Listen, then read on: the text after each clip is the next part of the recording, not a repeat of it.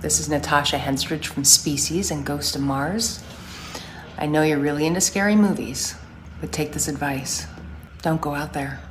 Be afraid. Be very afraid.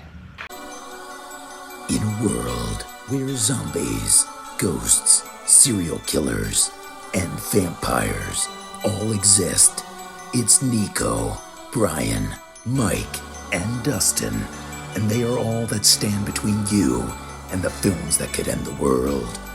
Welcome to the Don't Go Out There Horror Movie Podcast. Welcome back, everybody, to the Don't Go Out There Horror Movie Review Podcast, powered by the Big 3 Roll-Up. Just want to thank all our fans and listeners for all the support. This has been an awesome year for us. We really appreciate everything you've done. And before we jump into tonight's film review, I just want to give a quick shout out to our website, don'tgoouthere.com. You can find everything that needs to be known about this podcast on there. We have all of our episodes, our interviews, our blogs, our store, our celebrity shout outs, and all of our links to our social medias. And we have Facebook, Twitter, Instagram, and YouTube. I highly go check us out there. Follow us, subscribe, subscribe to our channels, like us, all that good stuff. We love interacting with our fans and hearing you guys' feedback. And we recently launched, just quick announce this real quick. We recently launched a Patreon-esque type thing called Blood Donors. It's just we get a lot of fans that ask how can they help us financially or anything like that. And just check us out on the website. We got all different level of tiers. By now, you've heard about our Patreon-esque tier donation program, to help with things like web hosting, podcast hosting, and just basically keeping the lights on, called Blood Donors. And by God, you want to help. Well, let me tell you more. We have different donation levels with tons of different perks, from, an autographed picture, an on-air shout-out, to picking a movie and joining us for an episode. Well, joining some of us. If you pick Jason X, I'm calling in sick that day. And we know that we could never repay your generosity, and we have some of the best fans in the world. But if you'd like to go ahead and donate even just $5, please go to don'tgoouthere.com, click donate. Disclaimer, we are referring to donating money and not actual blood, which makes this next part super awkward, but oh yes, there will be blood. But that's a figure of speech, not real blood, you animals. And speaking of that, we'll be doing another legendary blood donor film review tonight. She won't be joining us for the review, but we're going to be reviewing it for her. We're taking on... How do you feel about it, Dustin? Go ahead and let us know. I just can't believe. I'd like to take this moment to say something. I have been waiting all week to do this review with this particular blood donor because I wanted to, first of all, I wanted to ask why the hell you subject me to this movie. But second of all, I just wanted to hear someone's thoughts that enjoyed this movie. Anyway, sorry. I'm just going to save it. We'll save it. Go ahead. All right. Well, let's go ahead and announce what movie we're doing. It's 2005's The Skeleton Key. I think Dustin's kind of made himself clear how he feels. I'll let him go again in just a second. I'll go first real quick. I don't love this movie by any means, but I definitely don't think it's terrible. It's not the worst movie we reviewed on this show. No. I can totally understand if someone doesn't like this movie, though. It's a little bit slow in the beginning. How you feel about voodoo, hoodoo, whatever. But I think the acting, honestly, is great from our main characters. They're likable I won't say they're likable characters, but I like these celebrities in the other stuff they do, and I like them in this movie. I think this movie is okay. It's enjoyable. I mean, I don't hate it by any means. Brian, you want to go next? Yeah, I mean, I went into this cold. I had no idea what this movie was even about. Vaguely even have even heard of it. I just thought it was okay. I mean, I definitely didn't hate it as much as I think Dustin did. I mean, sometimes he'll throw you for a loop and say he hates something, and then he doesn't really hate it that much. This movie's a fucking 10. But I'll tell you what, Mike hates it. So I definitely don't hate it as much as Mike does. It just didn't do a whole lot to draw me in like I thought. I like Kate Hudson a lot, but it just wasn't really enough for me to buy into what she was selling, I guess, with the whole the whole hoodoo voodoo subplot and that thing. So I just thought it was okay. I don't hate it by any means, but it's all right. It's not the worst thing in the world, like you said. So okay. I'm Yeah, with you. All right, go ahead, Dustin. yeah, it's not the worst movie. Basically, I just wanted to throw some jabs at this particular blood donor because that's what she and I do. We throw jabs at each other. It's all in a loving way, though. But no, this movie, like Brian, I'd never seen this movie. I vaguely remember it coming out. Didn't know anything what it was about.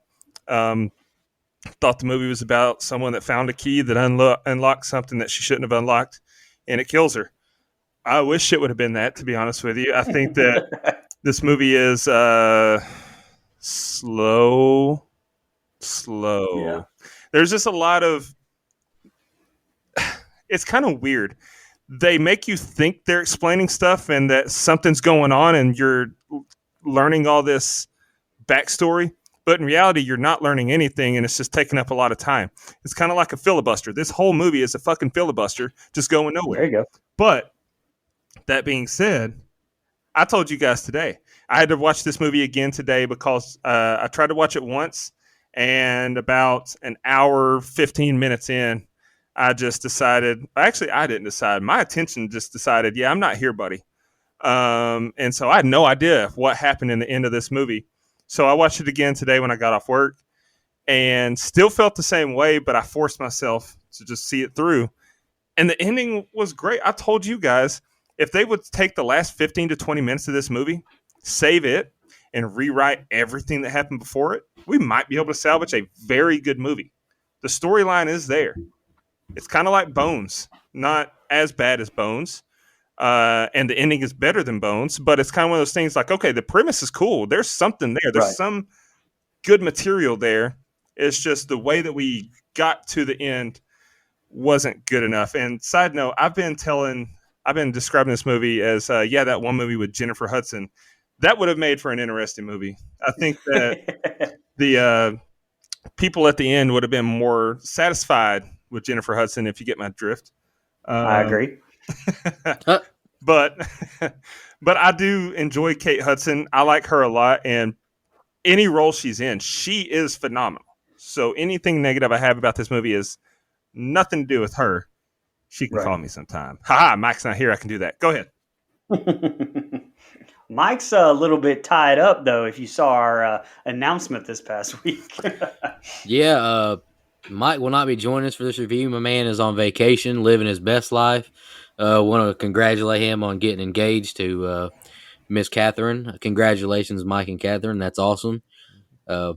We miss you tonight, but we know you're celebrating even better things. So, y'all got any more opening thoughts for Skeleton Key before we jump into it? Ain't it crazy how we congratulate people on signing their own death papers? But hey, more power to them.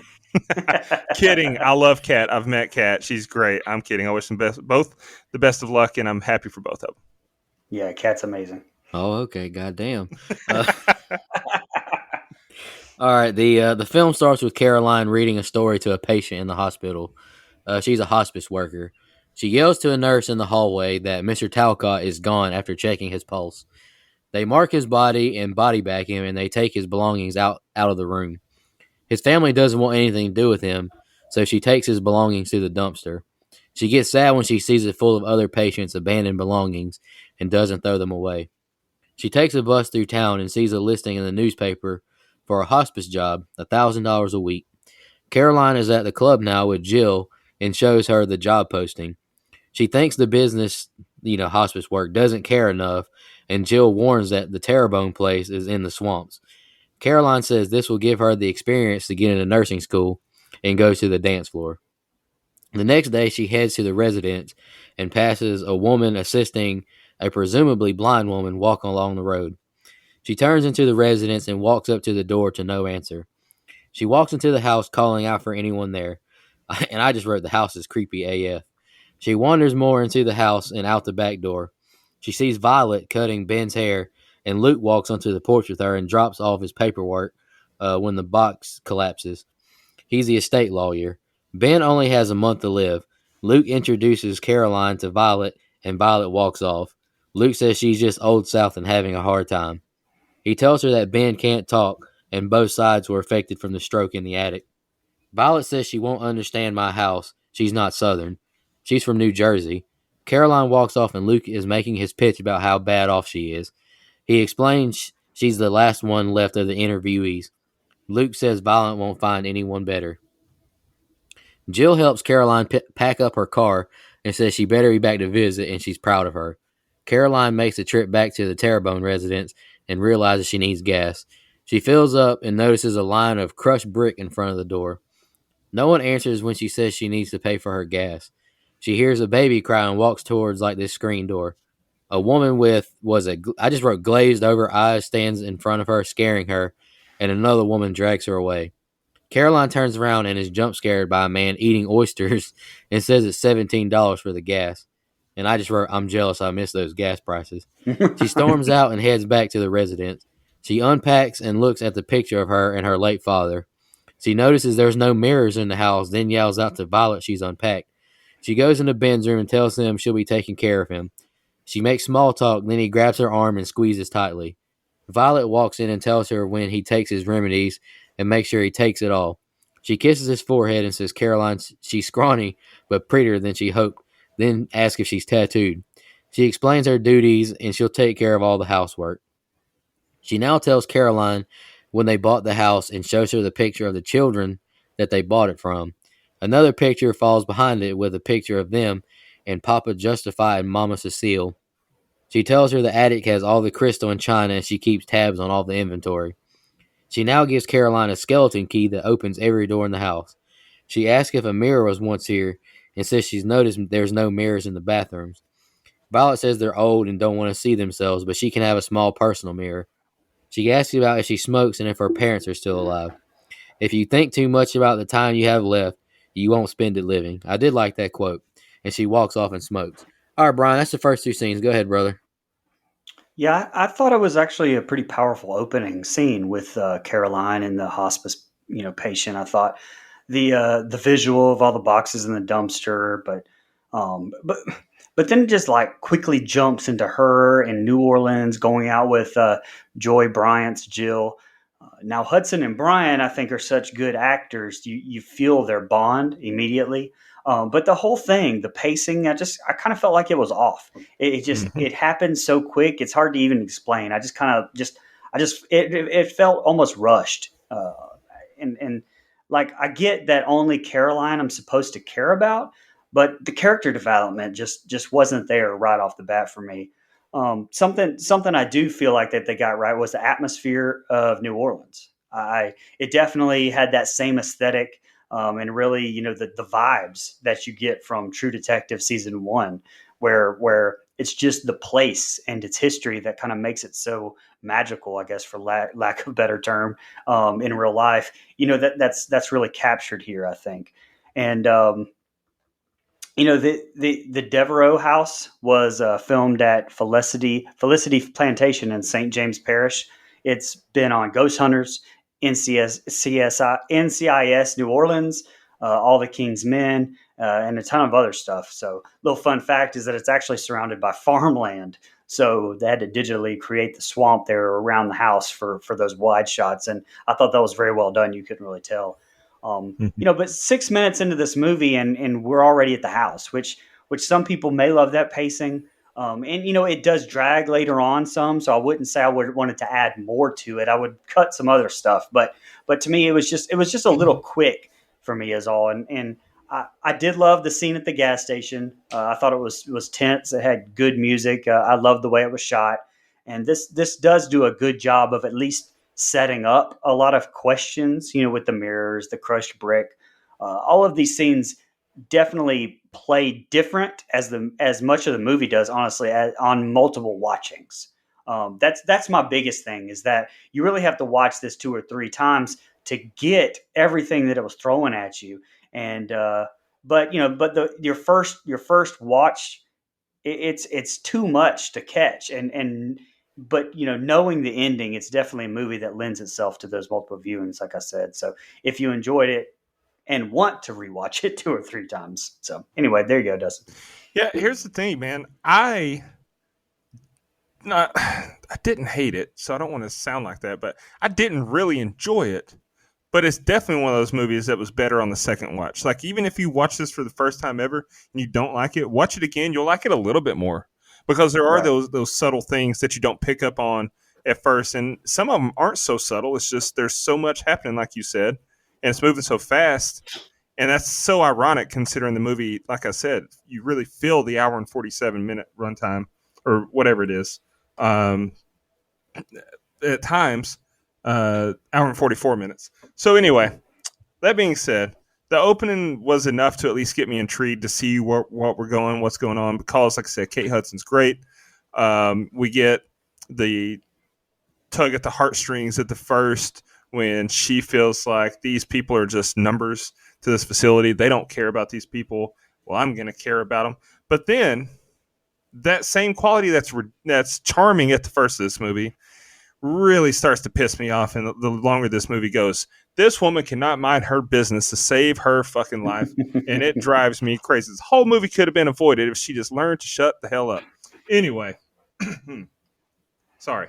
I did find it ironic that, someone said they missed those gas prices. We're talking about the same guy that leaves their car running for an hour and a half while they work out, just so they don't have to get into a hot car from the gym. So I thought that was rich coming from someone. That was an accident. I had to. You put that on a T for me, but I can't even be vulnerable no more. oh man. But no, like I said, the opening set of scenes just got some stuff that you really appreciate more the second watch through. I only watched it twice, but at first I didn't really care what was going on because it didn't grab my attention. But after I watched the first time and I know the ending, I'm like, okay, that makes a whole lot more sense why she's asking, or why she said, she's scrawnier than I hope, but she's pretty. And then she asked, do you have any tattoos? Do you smoke? Like, those things make more sense when you find out why she's asking those in the ending. So I thought that was cool. But yeah, I mean, overall, I'm willing to see where the movie's going at this point, because Kate Hudson and the fact that there's enough going on that's got that New Orleans charm that I love. And it's like, okay, let's see. There's some material to work with here. Let's see where it's going. I agree with both of you that you definitely need more than one watch to enjoy the movie more. Caroline helps Ben into the bathtub and then gets him dressed and wheels him outside to Violet. Violet asks if Caroline is religious, and he then asks her to go to the attic to get her seed box for her garden. Caroline goes upstairs to the attic and she finds the seed box pretty easy, but hears a rustling. She walks towards the noise and notices, I think it's like a paint can or something like that, on a shelf blocking off a door is shaking. She grabs a doorknob and tries to unlock it with her key, but it doesn't work. The attic door slams closed on her. She walks off and the door keeps shaking. She walks outside and is jump scared by Violet, who asks what took so long. She tells her of the door in the attic. It doesn't open and asks about it. She says it's been locked ever since they bought the house. She then asks about Ben Stroke and why he was up there. She says to ask him. Kate goes to take a shower and we see a shadow walk behind her. She's in bed now and she hears something like fall down in the floor above her. She heads up the stairs and goes into Ben's room, but he's missing. She runs out to check other rooms with no success, then realizes his door was locked. She looks out his window to see him crawling on the roof. She yells to stop and he falls off the roof. She runs out, banging on Violet's door, and goes out to him. He resists her and she asks if he got his remedies. She sends her after his wheelchair, and she notices his sheet says, "Help me," written in dirt on it. She throws the sheet in her room or in her closet and takes the wheelchair out to him. They got to double his remedies, and Caroline and Ben share like this really long stare. Next day, Caroline walks outside and questions where he was heading off to. Luke shows up and jokes she's been here only 2 days and he's already trying to kill himself. Luke can't believe he fell off the roof. She has him shut the door and goes to show him the sheet, but it doesn't have the writing on it anymore. Luke says he admires what she does, then tells him of what happened with her father's passing. She regrets not taking care of him. He then asks about Ben again. She says she feels like he's asking for help with a look or a touch. Violet walks in and says she's ready to discuss the estate, Luke gives Caroline a card and walks out.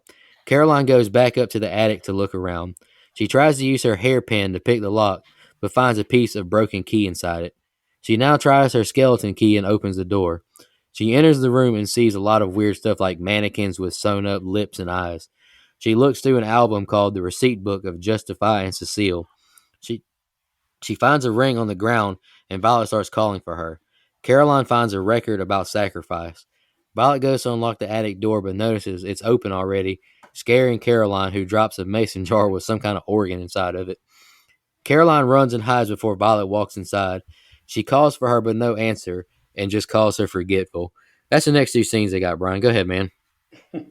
So one of the very first things I said at the start of this was, "My God, I bet Ben is hot as shit in that full suit in that swamp humidity, and they're pushing him around."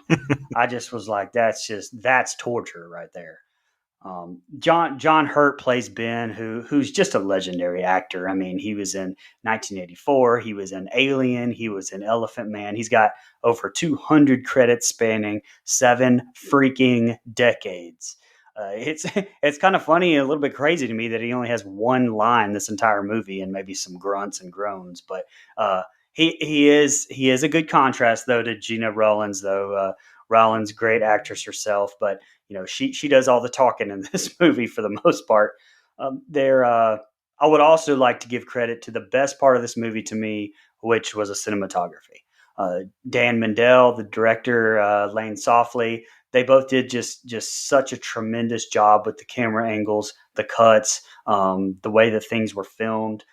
Softly actually did K-Pax with Spacey and Bridges, I think, and Hackers as well. So he had a lot of these same type camera angles and K-Pax too. I thought they really stood out in this movie, and I thought that made it really good and very interesting to watch. Actually, there was definitely a mistake in this set of scenes here where Ben falls off the roof. First, I read somewhere where Hurt wanted to do that stunt himself, but they wouldn't let him. But when Ben falls from the roof, you can actually see the mat that he lands on under the leaves. So just a little bit of a little mistake that they left in there.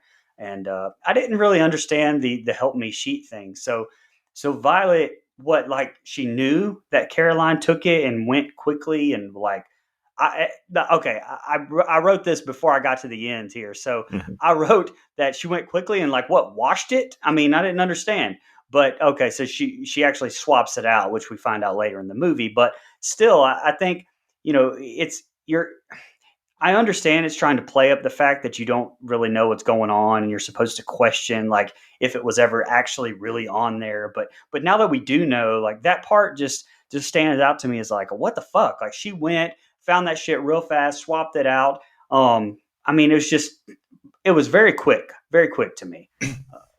And lastly, I do like that it kind of quickly gives you the background with Caroline and her dad. It helps you, gives you that like reasoning for staying and not just like getting the hell out of there like you would say, oh, all right, fine, just get the hell out of there. It kind of gives you that guilt that she has for not being there for her own dad, but I think that that's something I wish that they would have played up a little bit more. We talked a little bit off air about actually it was the blood donor that picked this movie, kind of talking about that and for a reason of her not minding her own business, like we were talking about this earlier. But it's something I wish that they would have played up a little bit more. It's a weird thing to say, but I almost feel like it's not earned here by this movie yet. Like, if that makes sense, it almost, like I said, it needs a little bit more in that category to me. So that's all I had on this group.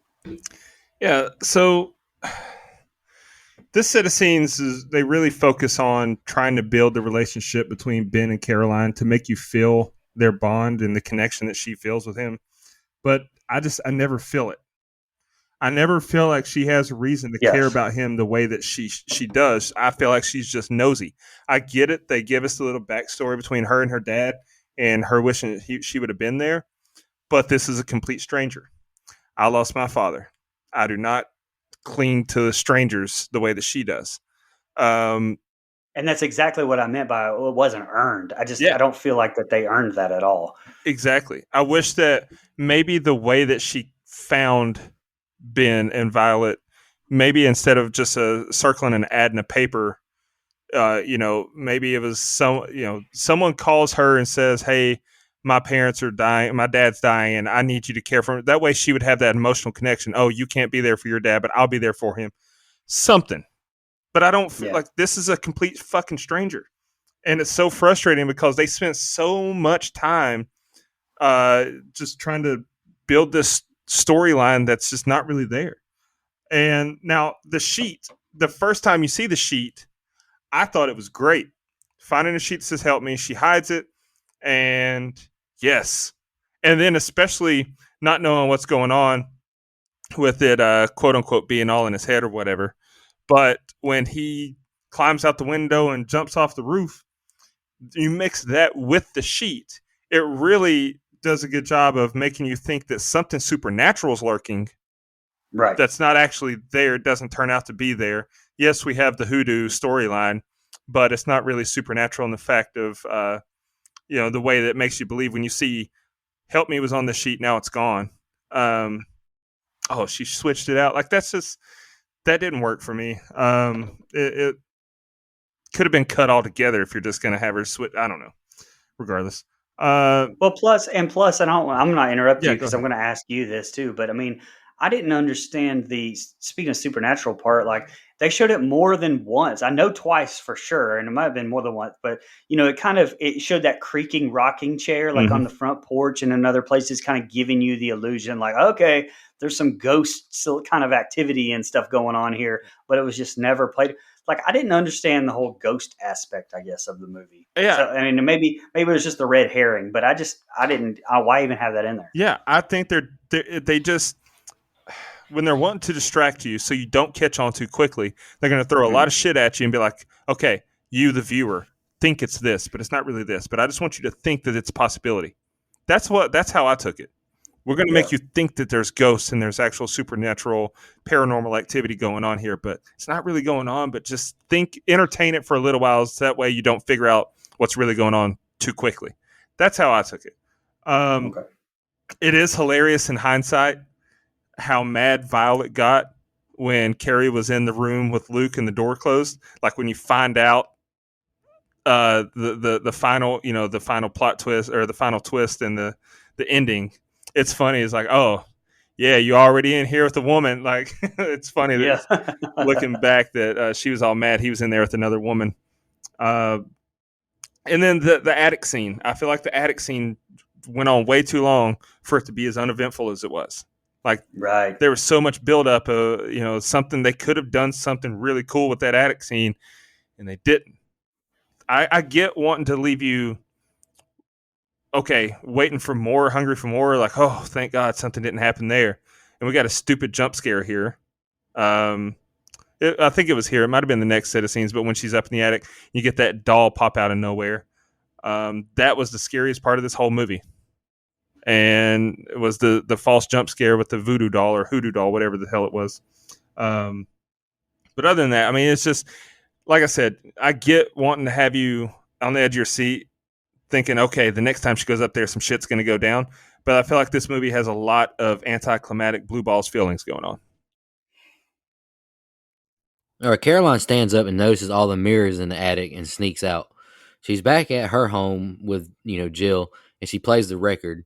We hear Papa Justify doing. I mean, I didn't write down everything Papa Justify said, but we hear Papa Justify doing chants and prayers.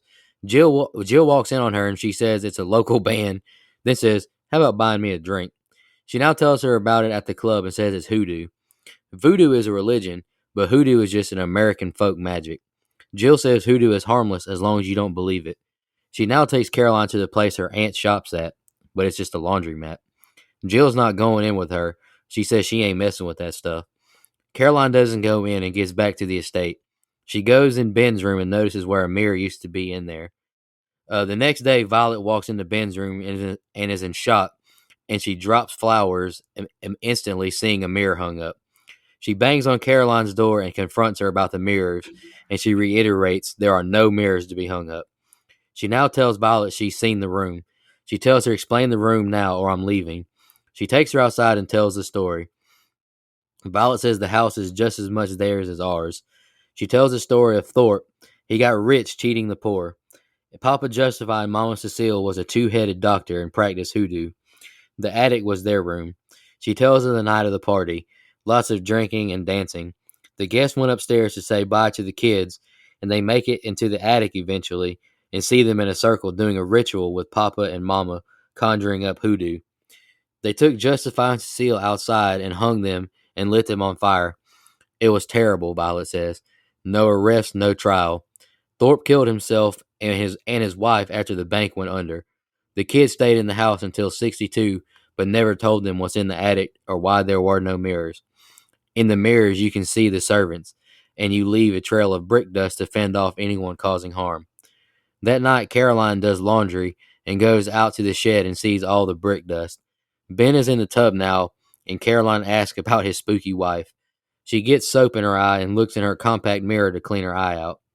Back to the tub, and she gets the mirror and shows Ben his reflection. He panics when he sees, and Caroline shuts the door and calms him down, apologizing. Caroline runs out saying she's going to town shopping, and Violet yells out, "What for?" I wrote, Caroline is suspicious. Caroline goes into the laundromat and meets up with Mama Cynthia. She asks about the brick dust and how it works. It fends off people who cause harm and identifies your enemies. She now asks about someone who's been crossed and if they could be uncrossed. Cynthia now walks the room gathering ingredients for her. Caroline is back at Jill's house now, and they're talking about hospice and her job. And Jill says, you're supposed to help him die, not figure all this stuff out. All right, Brian, that's the next two scenes. Go ahead. So we get the explanation of hoodoo, which honestly I'll admit, it taught me something. I mean, I always thought it was just voodoo. I didn't know anything of hoodoo. So the movie definitely taught me a little something there. Regardless, I really did like the decision to going back to using New Orleans, Louisiana. You know, I liked using that as a backdrop to this movie, and I'll bring it up again, like True Detective did, for example.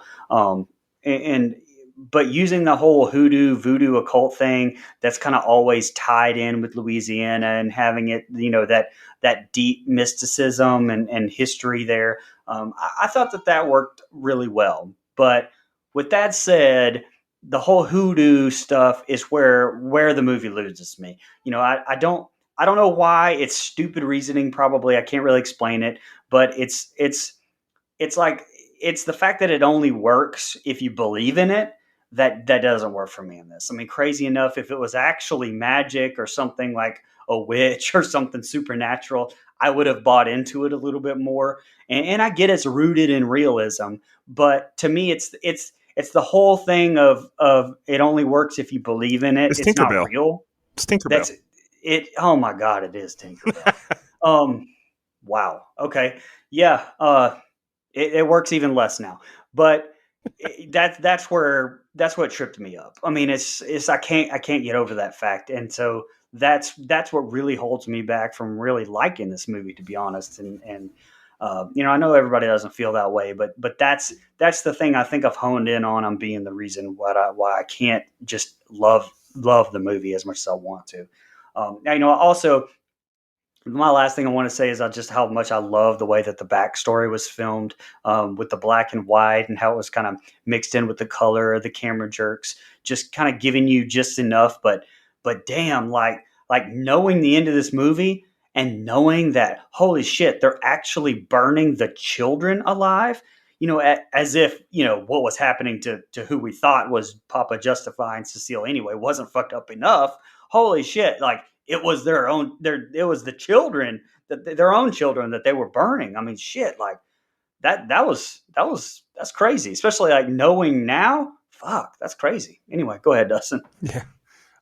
So this set of scene starts with that record bullshit. And when I say that record bullshit, I mean if I walk into a room and one of my friends is listening to some kind of fucking chanting going on a record, and then she turns to me and says it's just a local band, I'm gonna say, come again. Like that was come on. And then the whole Want to buy me a drink? Okay, are they romantically involved? What the hell's going on here? I was so confused by that. I've never asked one of my friends want to buy me a drink. It's like, no, let's go get a drink. I don't know. That was a weird nitpick to me, I guess. Um, No, I can see that. but we finally start getting somewhere with interesting events to make me care about this movie. I see your side of things, but I love the flashback scene and getting the backstory between Papa Justify and Mama Cecile. I love that shit. Oh, Uh, I agree. and, I love that part too. and the way it's filmed as well, like you said, the way it's filmed is awesome. But also, I like the subject matter. I like the hoodoo storyline. Now, I wish that they would have gone with voodoo because I've met people that actually practice voodoo, and that's some scary shit, whether you believe or not. Now, the reason I say I wish they went with voodoo is because, like you, I'd never heard of hoodoo, and I don't think that voodoo has this power if you believe, and it's powerless if you don't believe. I think that it's just a Like thing. witchcraft almost. Yeah, and so that's the reason I wish they'd went with actual voodoo. I agree. But nonetheless, taking it for what it is, I like that storyline. I like that aspect. That way, the wheels start moving, and it's not just a diversion tactic by the movie. It's okay. This is actually where we're going. Come on, pick it up while we're laying down here. Um, and then I like that, when they go to the hoodoo store and she's explaining the shit like we don't know because we don't know. I never knew that brick dust was supposed to keep out. I burn sage around the house every now and then, but that's about as far as I go. It was almost, it almost had vampire vibes to it. Like, you can't come in my house unless you're invited. Oh, but except there's brick dust. Yeah, Oh, okay. exactly right. But now this set of scenes does provide one of my favorite moments, and that is, of course, when what's her name? What's her name? Jill. I wanted to call her Joy, but I was like, no, that's her name in real life. Jill said, "You're supposed to be helping them die." Bingo. Stop getting so involved in your patient's life. You are not their family. Just do your damn job, collect your paycheck, go home like 99% of America does. You wouldn't be caught up in the shit at the end of this movie if you'd have just left. Just don't get so involved and just left like you initially wanted to. So again, we're going to, if she just keep her nose out of places it doesn't belong, then she'd be fine in the end, but that's not where we're going now, is it? Caroline, go ahead. Caroline. Back at the house, Caroline gets a big bowl and goes into Ben's room. She tells him you didn't have a stroke. Ghost caused this, and she's going to try a spell to make him better. She starts to mix the ingredients up in the bowl and tells him he has to believe. She lights the candle and starts to fan him. She starts the ritual doing some chants and splashing water on the room and rubs the water on his face. A loud thunder and Ben tries to talk. He says her name and we see Violet wake up suddenly. Ben says to help him. Get me out of here, he says, and Violet is banging on the door saying to let me in. She goes to Ben and asks who's he afraid of, and he points at Violet. She comes in the room and asks if she was talking to him. She says she was telling him a story, and she tells Caroline to leave for the night. Violet locks the door as Caroline leaves. Caroline tosses and turns in bed as she hears Justify a Sacrifice chants. We see quick cuts and her sitting up with her eyes and lips sewn shut. Caroline notices in her mirror a spirit walk past her in her room and leave her door. She walks out the room and calls for Violet. Caroline is packing up her stuff to leave, and she sees Ben through the window and sees a picture of her late father. Caroline is with Luke, showing him the records and files in the house. He asks, "Are you a nurse or a detective?" I think another line Dustin probably liked. She asks how long he's known them and wants to know why the last girl quit. She tells her about the history of the home and maybe Ben found something he shouldn't have. She tells Caroline to leave that house. Luke is driving her and thinks this is insane. They stop at the gas station and she shows Luke the brick and bones hanging to show Luke others believe in this too. Caroline follows the sound of music into a house and asks the blind lady if she knows about records by a man named Justify. She asks who sent them and she says it's the strongest conjuration of all time. It keeps you from dying for a while. You have to sacrifice someone and you get to keep their years of life. Caroline says she's going to get him out tonight, and Luke tells her to get the proof. All right, Brian, that's the next two scenes I got. Go ahead. So definitely a tense scene here with Caroline doing the spell on Ben. It was frustrating writing to me. I was like, why the fuck didn't you just wait until Violet was asleep or something? But I mean, I guess then the movie would be over with at that point. But it's just frustrating as an audience member watching that part or whatever. But I guess that's how you're supposed to feel. Um, Trying to think of a way to tastefully put this. There's definitely a lot of Kate Hudson with a bra and in underwear in this movie. Like it's look, I'm definitely not complaining. I'm I just was about trying to to say. take I'm trying to tastefully point it out. Like, it's kind of whenever he pointed out Jessica Biel in Texas Chainsaw 3 just happened to have a white tank top when she was in the very the basement. She just happened to have a white shirt on whenever she went out in the rain to get Ben with no bra. Like there's a lot of it definitely I could definitely tell the director kind of played up to that a little bit and played up to Kate Hudson's assets, which she definitely has and has earned. Probably worked very hard for.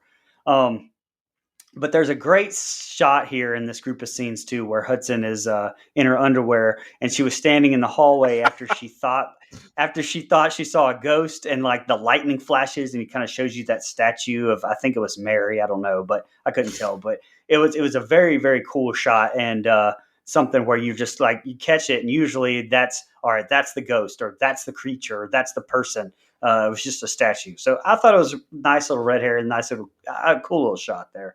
Um, Lastly, now when Luke and Caroline stop at that house with the blind lady, and Caroline walks past the brick, and he says something about his mama raising a gentleman.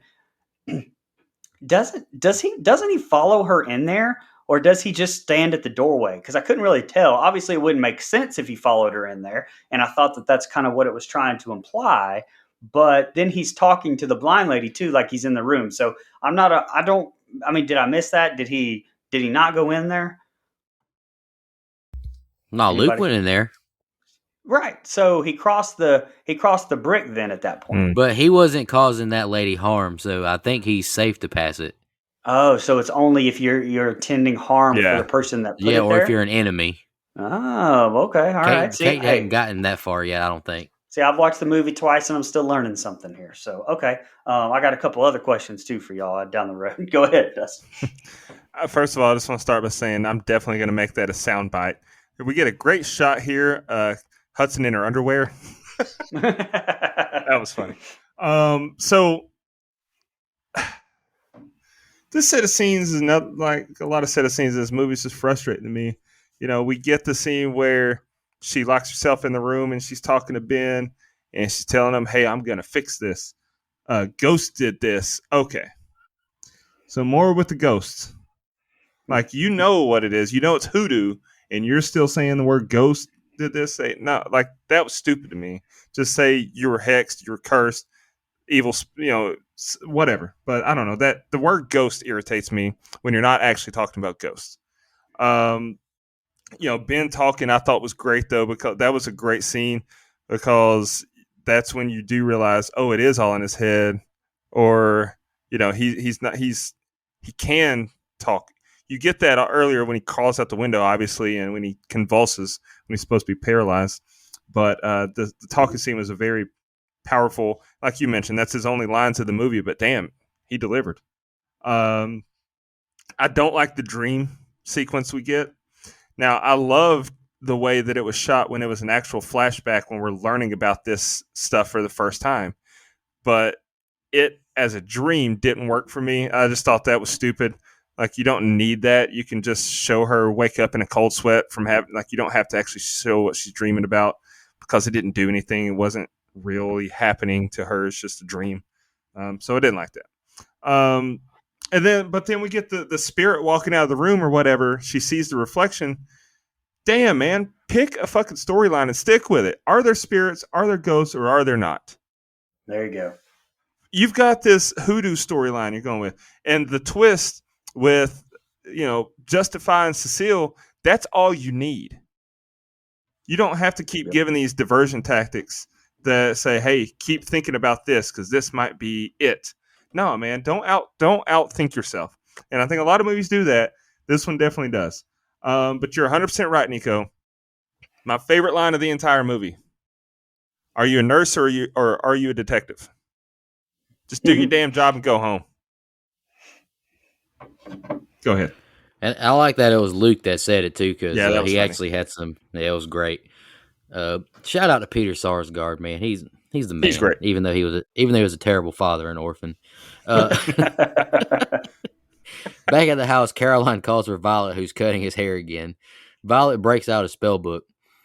Caroline notices the record is missing from her suitcase. Caroline goes back out to the shed and gets a bag of the brick dust. Violet is chopping up a disgusting chicken as Caroline lays a layer of brick dust in front of her room's entrance. She tries to lure Violet into the room to show her a leak, but she won't enter the room. She stops as she feels the brick dust fending her off. She says she has supper on the stove and walks off. She says, after you put Ben to sleep, will you join me for supper? Caroline tells Ben, we leave tonight, and she poisons the sugar cubes. She and Violet are at dinner, and it's super tense and awkward. They both try and get each other to eat the gumbo or drink the tea. She doesn't understand why the ghost got Ben and not him. The power goes out, and Violet walks out to get candles. Caroline runs and poisons Violet's tea. Violet takes a drink, and Caroline asks if it was a storm or ghost. She asks what happened to her husband. What have you done? She asks. Violet stands up and realizes that she's been poisoned and falls over. I'm taking him, Violet. She tries to perform a ritual on the ground, but she passes out. Caroline runs upstairs to find the record. She sees an etching of the protection symbol under, I think that's Violet's bed. She gets Ben and wheels him outside, and they get in the car. They drive off to escape, but the gate's been locked. She tries to drive through it, but with no success. She backs up to hit it again and drives through the yard, but loses control of the car in the muddy ground. And she hits, like, I think it's a concrete planter or something. She drags Ben out of the car and hides him in the shed. She runs back to the car, and Violet shoots at her. Violet says, you have no idea how strong I am. Caroline pushes the John boat into the swamp and paddles away from the property. Caroline gets a ride to Luke's business or house. I don't know what it is. He opens the door, and she tells Luke that she tried to kill him. Luke gets a call from Violet and walks off. He tells her he's going to record this call.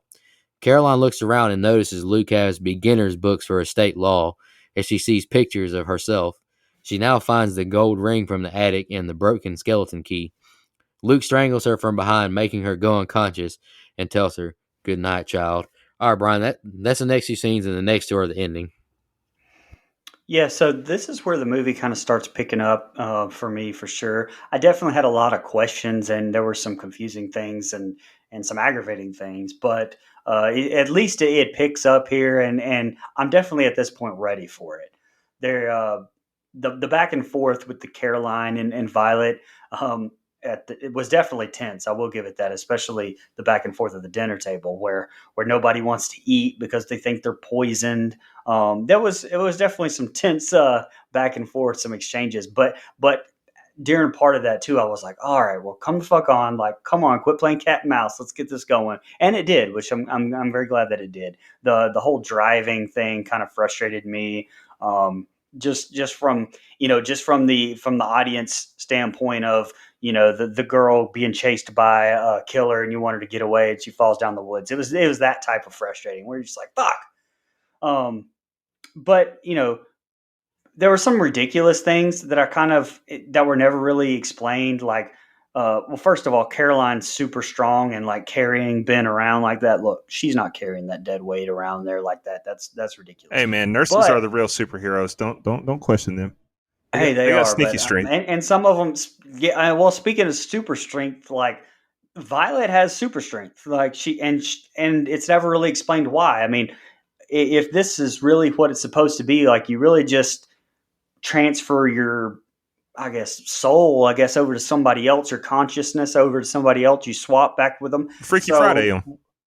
Okay, so why is she so like strong? Like she picks him up like just one handed, like she's fucking the Undertaker, and like about to choke slam him, and she's I guess I don't really understand. And she drugged her. She's a nurse. She knows what kind of dosage to give that lady, and it looks like she put a whole shitload of whatever she put in there. but I was gonna say something. I'm not going to. But it looks like she put a shitload of stuff in there, and it didn't. It barely phased her. I mean, she was knocked out for like 35 seconds. I mean, it was nothing. So it's just, and it never really explained her super strength or any of that, and it never explained to me, or at least I didn't understand why they were even keeping Ben prisoner. Like, you've already swapped souls. That's obviously Luke or whatever. Spoiler, like, if you're waiting till the end to know that. But I don't understand, why are they keeping him? Like, what's the gain from that? Like, shouldn't they just, all right, well, let's go ahead and kill him and just, say he had a heart attack or whatever they did to even have him in this predicament in the first place. I don't get why they're holding him hostage. I guess that's what I'm saying. Like, it seems to me it would be more of a liability. So maybe I missed what part where that's explained, And but I don't think he did. The way maybe they don't want to be murderers necessarily. They just want to switch bodies and let nature take its course. Natural causes. That way you don't have to have an alibi. I have no fucking clue. I'm with you. maybe okay. Well, that's all I had on that. Yeah. So I do like in this set of scenes we get the little brick dust trick in the room where she's trying to lure her in. I like that. I appreciated that scene, the way it was shot and handled and executed. But man, these women drugging each other at dinner is really something. Um, I'm just going to leave it at that. It's really something. But it was tense, like you said. I enjoyed that. And then, hey, here goes nosy ass Caroline just pulling off a good old fashioned kidnapping. You've got Ben's wife saying, no, leave him alone. He's my husband. You're nothing to him but a nurse. And then that's not enough for Caroline. She's going to throw him in the car and try to kidnap him in the middle of the night. And then, bam, she wrecks the car. Women drivers, am I right? I'm just kidding. That is just a joke. But, it's just really, she wouldn't have smashed up her car if she had just minded her fucking business. Everything in this movie could have been avoided if Caroline just minded her business. But I do like the scene when we get to Luke's house. I really like how it unravels here. You start putting things together from that point on, from when she gets to Luke's and discovers, hey, these are beginner law books. This record is, holy shit, oh my God, it's the record. And then, the way that things just kind of unfold from that point forward, we got a good movie. Scrap everything before this. And, you really, like I said, you see that you put the pieces together and there's no more diversion tactics. There's no more guessing. It's pretty much here. And so, like I said earlier, that makes a lot of things that you've watched make a lot of sense. It's just how we got here is so frustrating that at this point I'm just ready to wrap it up. All right, back on the road, and Caroline is bound and gagged. They get to the house, and he drags her inside and throws her to the ground. Violet says that Ben is missing. Caroline yells and asks why Luke is helping her. She tells Violet that he's in the shed after she remembers and sees the brick powder in front of her room. Caroline backs away and heads towards her room. She says she wants the picture of her dad to be with her, and then Violet makes it into the shed. Caroline runs in her room, locking Luke out. Ben tries to attack Violet, but he's too weak.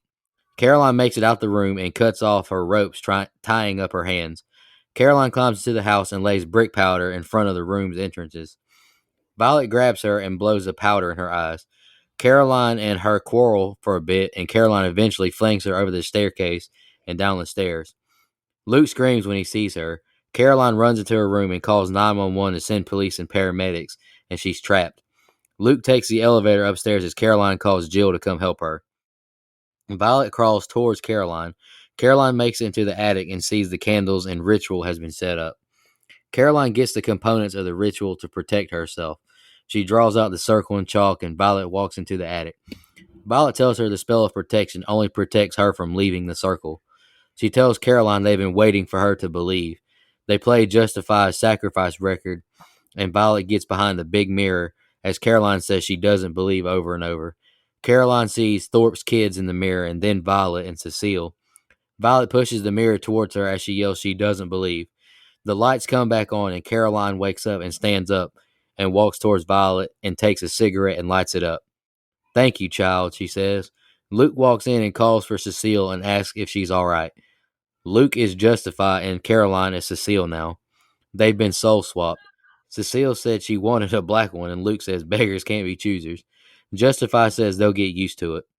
Caroline is in Violet's body now, and Cecile gives Caroline the remedy to drink. Jill arrives with the paramedics. Caroline tries to call out for Jill, but they wheel her away on the stretcher, and Cecile realizes who Jill is and hugs her and tells her the two old people need real help. She says Jill should ride to the hospital with her and meet them there. Justify tells Jill that Caroline meant so much to them being here, and they left Caroline the house. The film ends with a close up of Papa Justify and Mama Cecile's picture, and then we get aerial shots of the house with the end credits. All right, Brian, what do you think of the ending? I did like the ending. There were some things I didn't like that I was nitpicking about, but there were some good action scenes. I wrote down why the hell is Violet so strong again, but there was a great stunt with throwing Violet over the stairs. I thought that was very well done. I thought that looked great. And I'll give it props for the movie not being a happy ending. That's it's different. So I like that, and I've said that before. Another way to do it would maybe have been to have her acting like she was really transformed, but not really, and then end up killing Luke, or I guess Justify anyway. But I I thought don't the know. I same mean, thing. I thought the same so thing when I realized first time I actually made it to the ending. I was like, okay, she's gonna just be fucking with him and she's about to kill him. But anyway, yeah, and I would have been fine with that too. So I just it was kind of left open ended a little bit, like they kind of established earlier that they have to have their meds to keep them in this vegetative state, right? So, and you cared enough about that to keep Ben prisoner. And you have also established here by saying that they're handing the house down to Caroline, which is obviously not. They're staying in the house. So what's to keep? I mean, you've now sent these two people away in the ambulance where they're not going to be putting them on this cocktail of stuff. So I mean, I know you get the whole, well, who's going to believe them or whatever, but how many times have we seen in movies where she could easily get a hold of Jill and convince her that it's really her. And I guess maybe you have a sequel there if you wanted to, but I just don't understand what's to gain from letting them go. Like, why do you let them leave yeah, now and be off their meds, and now they're going to talk, now they're going to do everything that you were trying to stop Ben from doing this entire movie and for however long he's been prisoner. So that to me is like a big plot hole that's just missing, and or information at least that I was just like, wait, what? So anyway, maybe the other ending that we were kind of thinking, maybe that would have tied it up a lot nicer. And if you weren't going to go on with another one, that was a better way maybe to end it, in my opinion. So, but that's all I had. I mean, it was all right, like I said. So go ahead. the ending and the revelation of the twist is the best part of this movie to me. Mm-hmm. But it's not perfect. Now, the whole so you mean to tell me that the whole they get their power from believing was just bullshit all along, or did she believe? Like I said, that's the reason I thought that there was going to be that, oh, she's just fucking with him and then she kills him. I thought that's where we're going because she's saying, I don't believe, I don't believe, I don't believe. I mean, of course she's going to fall down. She just had a big ass mirror thrown at her and it knocked her Right. over. But I didn't realize that was the transformation. I thought that was a little bit poorly handled, but or poorly shot. But I'm okay with it because I like how it turned out. It makes the whole. So if you go back in when Violet meets Caroline, she asked her, she's probably not even from the South, and she's like, New Jersey. That makes a lot more sense now, too, because in addition to, I wish I wanted a black one, which that Right. is what I was talking about when she said, when I said Jennifer Hudson, they probably would have liked that a little bit more. She's got she's a black lady. But the whole New Orleans accent, that makes sense why she cared that she was from New Jersey, is because she wanted, I'm sure, to keep that New Orleans accent and talk how she's always talked for hundreds of years. But Another thing, though, when I said this ending is not perfect, so Jill shows up at the house. Didn't she get a voicemail? Like, didn't she leave her a voicemail saying it's all real, or whatever? So if I'm Jill and I pull up to the house, I'm gonna be suspicious already, and then I'm especially gonna know something's up when I look at Violet. Look at the old people on the gurneys about to be wheeled out, and they're making these crazy faces at me. Looks like they're trying to tell me something with their eyes. But then I look at someone who's my best friend in the world, and she says the phrase, "Fiddlesticks, I don't know what possessed me." What? You're not going to think that something's up? Especially when she acted like she didn't even recognize me at first. Right. Yeah, that was bullshit. The way that they just threw Jill out there and saying that this is believable, just go with it. And I'm sorry if I'm Jill and they're like, "Hey, someone needs to ride with them. Will you ride with them?" I'd be like, "No, bitch, Yeah. you ride with them. I'm going to ride with Caroline. Who the fuck are you?" But anyway, and like you said, I wrote down they let them go, I didn't say they let them go. I rephrased it because that's how you said it. But I wrote, so they're just going to send these people off and let them die on their own, because if the remedies or whatever is what's keeping them senile, then when that shit wears off and they're able to talk, they're going to spill the beans. And a much simpler fix, so much easier, and it makes too much sense. That's why they didn't do it. They're in the swamp. Once they switch the bodies, just tie them up and let the alligators get at them. There you go. That would have made it feel. Jesus Christ. Well, I mean, think about it. That has to go on in the bayous anyway, right? So it makes Just too throw much some sense. old bodies into the swamp. But and it would have been cool, cool way to use your surroundings. Like Brian said, I thought the settings felt very New Orleans and Louisiana esque in certain points. That just been another way to drive that home. And I don't know, it just would have been more satisfying than, oh, they're just going to send them off in an ambulance to an old folks home. What? Like you said, I mean, when an old person starts telling me this shit, I'm not really me. They switched my body, blah, blah, blah. Yeah, I'm probably just going to play them off and think they're crazy, but no loose ends. You know, if you watch The Sopranos, no loose ends. You got to tie up the loose ends. Let the alligators get out. All it's gonna take is them getting a hold of somebody that was in their lives and convincing them Exactly. that Jill, that's them. Jill on Easily. Jill on the in the ambulance ride over, because it looked like Caroline was about to say some shit there. She just couldn't really do it. So I'm sure that they're far enough out in the boondocks that medicine will wear off by the time they get there. Anyway, this movie. Oh yeah, you know what? You'd have been, that would have been an awesome ending. Is have them throw them out to the gators and come back in, and then you have Jill show up, and you're thinking, oh, okay, all right, well maybe maybe she's gonna save the day, maybe something's gonna happen, and then maybe then just invite her in and show the door shut, and that's the end of the movie. Like, Yeah, boom, easy, that'd be great. God, they should hire us. Damn, y'all want two legendary actors and they just get eaten alive by gators. That's wild. Wait. Well, yeah, I do.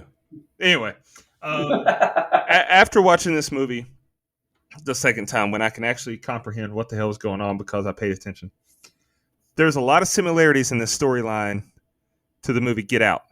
So I mentioned earlier that if you take the ending and you scratch what happens before and rewrite it, there's a good movie in there. I think Jordan Peele did that.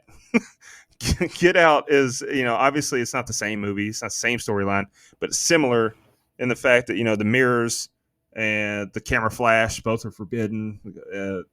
I think that if you want to watch this movie, but you want to watch a better version, watch Get Out. I do like the fact that how it's done, how they Freaky Friday their way into their youth, and they'll have to keep doing that.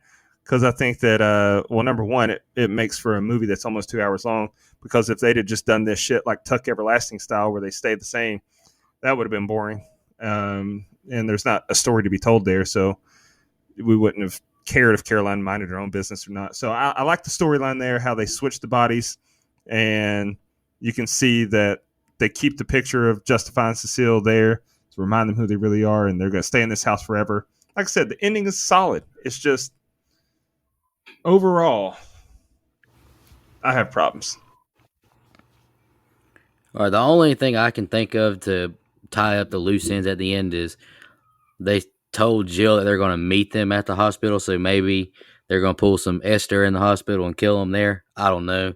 That's kind of a stretch, but the ending was good. I honestly hated the ending the first time I watched this movie. I wanted, Kate Hudson, Caroline to win, but like y'all said at the beginning of this review, the more you watch it and the more you pick up on everything, I actually like the not happy ending. But I really wish they would have tied that together because Jill didn't even recognize, or Caroline didn't Yeah. even recognize Jill when she first walked in. That should have been a big red flag. Um, we just got y'all got any more final thoughts? We just got one fan question. No. All right, Mark_Hef commented on Instagram. Howdy, fellas. I really like the twist at the end of the movie. What did you guys think of it, and did you see it coming? He wrote, overall, not at all scary for me, but for the time period, it was fine as a movie. I wouldn't watch it again, however. Love the show as always with the hand clap emoji. I think I just answered that, man. The first time I watched the movie, I hated the ending. But like these guys have mentioned, the more rewatches, then the more you pick up on everything. I like the not happy ending. Yeah. Yeah, I've Go kind ahead. of said the same thing, like what I've always said. But I respect any movie that's not going any horror movie, especially that's not going to give you a happy ending. I mean, it's nice to get something different every once in a while and not get what you expect. But as we kind of talked about, I think that there's a much better ending there for sure, and we definitely appreciate your support and you're watching it. Or you're listening to the show. But if you've only seen the movie once, definitely check it out one more time just Yeah. so you can kind of see what all we were talking about. For sure. And I mean, to answer your question about did I see the ending coming, it's kind of hard to until the final third of the movie because they throw so Mhm. many false diversion tactics Right. at you that you don't know what the hell to believe. But I enjoy the ending and yeah, definitely watch it again. All right, before we jump into fun facts, I just want to make two more quick comments. The first one was about Dustin's comments about Get Out. There's actually a couple of videos on YouTube that connect, like they make similar like points in both movies. There's similar connections. Hmm. It's really awesome, Did not and know that. yeah. I mean, the YouTube video like points it out real good. And I totally forgot my second point if I remember it. Okay, this movie is an hour and 44 minutes long. You Yeah. said, and like this show isn't that long, but there's a lot of these scenes between like Violet and Caroline, which is dialogue for super long time. So I do think that it inflates the runtime a little bit. Yes. Uh, all right, let's jump into fun facts. These are all from IMDb. A couple of them have been said already uh, that I had, but I got rid of them. The gas station that Caroline visits has a wind chime made of bones hanging from the front entryway. Those are raccoon penile bones that they used. Oh, So well, that's a fun okay. fact. And yeah, the last ones I have are just some spoiler things from IMDb that if you got to pick up when you watch it the second time. And I really like this one because I didn't pick up on this till my time I watched it taking my notes. When Luke is talking to Caroline in her room, Violet walks in and says, "So you two kids are getting to know each other." To which Luke replies that she, Violet, is the only woman in his life. I thought, this that foreshadows a twist about Luke and Violet's true identities. Never picked up on that until my third watch of the movie, honestly, and I really like that. If y'all got any fun facts, go ahead. The only fun fact I had was the budget. Since Mike isn't here, um, the uh, the budget for this movie was $43 million, and it ended up making just under $94 million worldwide. Nice. Yeah, I don't have any fun facts either, but yeah, that one that you said there at the end, Nico, that's exactly what I meant by you have to watch it again because first time I'm watching it, I didn't have any reason to believe. I thought Violet was just a bitch. Like I thought she was just insinuating that Luke was getting his freak on with every girl that comes in the house. But when you watch it again, you understand why he feels that way. And so I thought, oh, that's cool. I like that. Those little subtle things that you don't pick up on until you know the ending. So Right. And I just wanted to make one more quick comment before we jump into our ratings. Brian gave this fun fact earlier about uh, what's his name? John Hurt. He wanted to do the stunt where he falls Mhm. off the roof, and they wouldn't let him because they could not guarantee 100% that he wouldn't get hurt. So, hey, I commend the man for wanting to do his own stunt. That's awesome. Absolutely. Uh, let's jump into our favorite. Or I didn't pick a favorite kill and least favorite kill, but I do have a rating, and I have Karen's rating. Any of y'all want to go first? You want me to go ahead? She wants hers to go last. I'll go first and get out of the way because it can only go up from here. All right. Like I said, I think that there's some good qualities to the movie. There's a good storyline and plot that can be made into a good movie. It's just overall, I think that a lot of it was poorly executed as far as the way it was written. It was filmed. Cinematography is great. The lighting's good. Yeah. The mood's good. The acting's good. It's just I don't think they were given a lot to work with because it's so dialogue heavy and it's a lot of just filibustering, going in circles, going nowhere. So that being said, I know I told the guy that submitted the question. What was his name? Mark Heff. Mark. I know, Mark. I know I told you definitely watch it again, but here I am pulling a do as I say, not as I do. I will not ever watch this again. I've seen it twice. I don't need to. So there you go. But it's not the worst movie reviewed. It's just not enjoyable to me at all until the last 15 minutes. So it's not worth suffering through the other hour and a half. I went with a 4.25. I'll go ahead and go, Nico. You can do the rest. I would like to know, and I know he didn't send it in, but I would love to know Mike's rating of I would this too. too, because he hates it. But I've said most everything, and Dustin actually was pretty much on point with what I had to say here to wrap things up. I did want to say that there's a lot of good in this movie. It's not terrible. I'm actually drawn into this story, and I kind of, to an extent, like the red herrings with you don't know what to believe, don't not to believe, but it's just the way that it was done. It was bulky. It was clumsy, I think, in a lot of places, and I think it could have been tightened up. And we in 20 minutes made a better ending than they had in the movie too. So I actually gave the movie a 5 as well, and I'm not going to go pop in the movie, but I didn't hate it. So All right, I'll go with my rating real quick. I just wrote. I mean, I didn't pick a favorite kill and least favorite kill, but I just wrote. First time I watched the movie, I liked it, but the ending disappointed me. I wanted to see Kate Hudson win.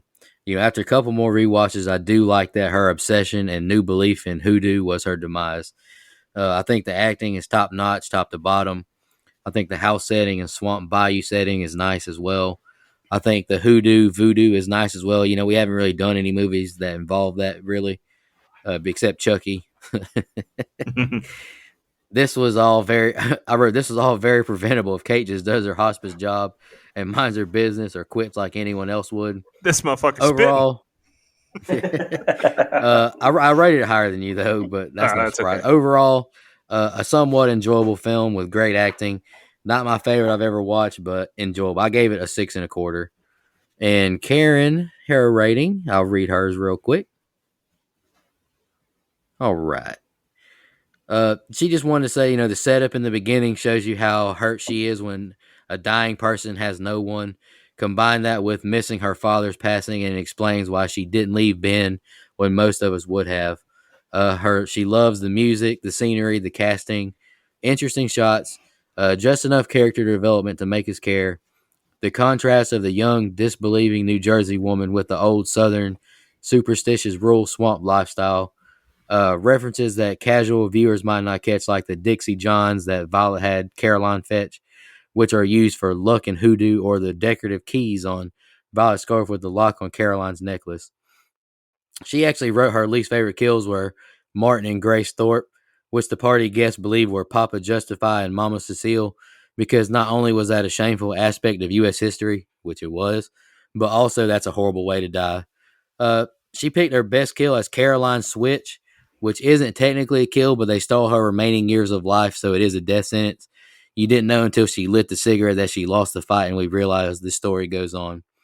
Rating before the battle in the hoodoo room, she only gave it a 5 out of 10, but After that, she gave it an 8 out of 10.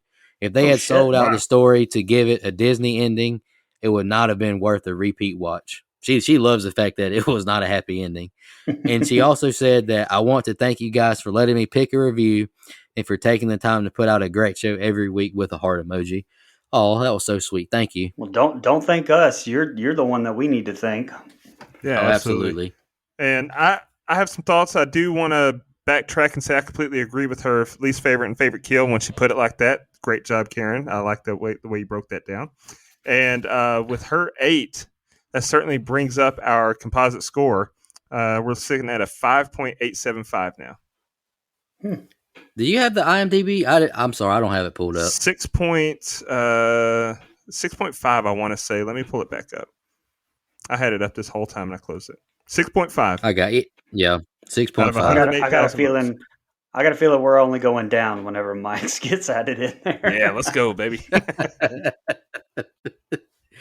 Anyway, I'll just say on behalf of me that I think this movie is worth 1 or 2 watches. I mean, it's not nothing I'm gonna, go grab and put in the Blu-ray player or whatever just to pass the time and have fun. It's not one of those kind of movies, but it's definitely one worth watching. I would say at least once or twice.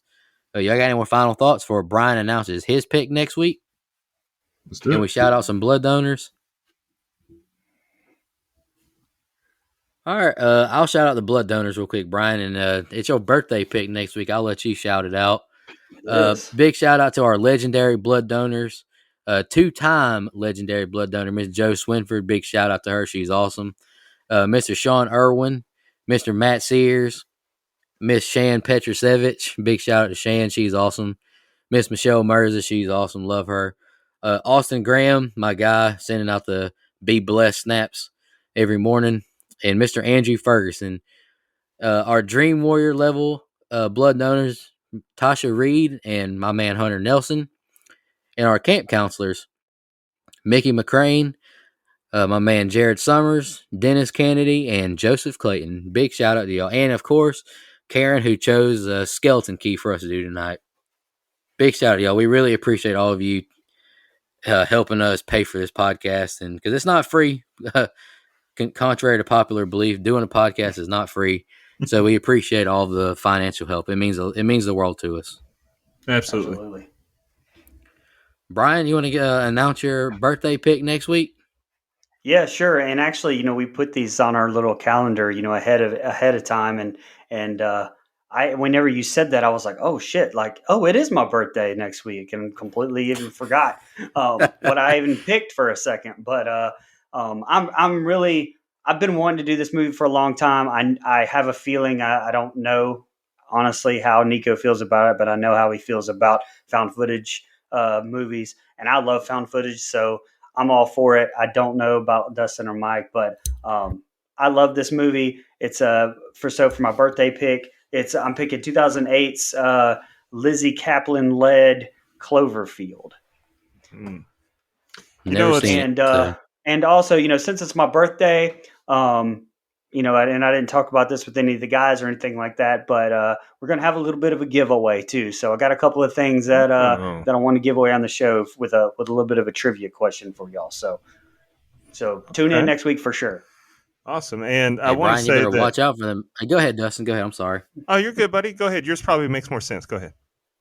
All I was gonna say is, Brian, you better watch out for having too many birthdays. Dustin's gonna throw you out in the swamp to get eaten by a gator. That's funny. But no, what I was going to say is I don't know what this perception is of me, but every time one of y'all pick a movie, and I say one of y'all is in, both of you and Mike, every time someone picks a movie, they always say, I don't know how Dustin's going to feel about this one. What? Come on now. Well, I only say that because I don't know if you've seen it. So Yeah. that was what I know Nico. I don't know if he's seen it, but I know he doesn't like found footage. So I kind of got a little bit of a feeling. I'm usually wrong on Nico's too. So hell, who am I to say I know any of y'all are going to? I think I haven't seen Cloverfield. It's I like been a to while visit. since I've seen it. Yeah. And I like Paranormal Activity, the first one. I just didn't like Blair Witch. Oh, I didn't even know. I forgot you even liked Paranormal Activity, the first one. And something else I wanted to say kind of before you got off here. You shouted it out a little bit at the beginning, talking about our website. I want to kind of point out our blog. It's called Under the Mask, and it's kind of a yes, it's an online outlet for us to post stuff, but it's really a community thing too. We encourage a lot of our listeners or horror movie fans that, if you have a creative itch or something you want to write about, you need maybe a creative outlet, to put something out into the horror community. Feel free to submit it to us. We've actually just had a couple of short stories that were submitted to us, and I'm going to be posted on there that we had a listener send to us. And hey, feel free, contact us. We have all the social medias. We look at all of them all the time, especially the messages. We love to hear from you guys. So don't hesitate to send us some horror content. If you just have even something you want to write an opinion on, whatever, send it to us. Hey, we'll post it on there. Yeah. Absolutely. Any more final thoughts before we close this out? I'm good. All right. Just want to thank Karen one more time for, helping us out financially. And it might not have got the highest reviews ever, but Skeleton Key was fun. I enjoyed it. We really appreciate all of our blood donors and our fans. Y'all are awesome. We'll be back next week for Brother Brian's birthday pick, Cloverfield, and y'all have a good one. Stay tuned for that giveaway. Just want to remind everybody,